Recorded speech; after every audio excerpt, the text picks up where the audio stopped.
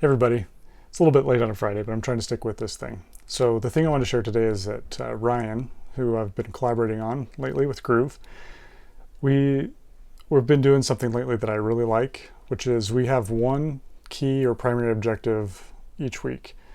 And it's a pretty big rock. It's a pretty big kind of task, but I love the focus and the clarity that comes from it. So, today Ryan and I spent almost 2 hours kind of talking through our upcoming week.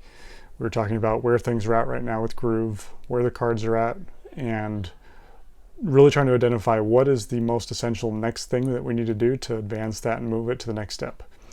And, throw out some ideas, and, by the end of it, it kind of landed on what we felt like was the most essential next step. And I really like that way of working, because the nice thing is that every day when you start your day, you can try to figure out whether or not what you're doing is aligned to that kind of big goal at the end of the week. So yeah, something to try. But hope everyone has a good weekend, and we will talk to you next week.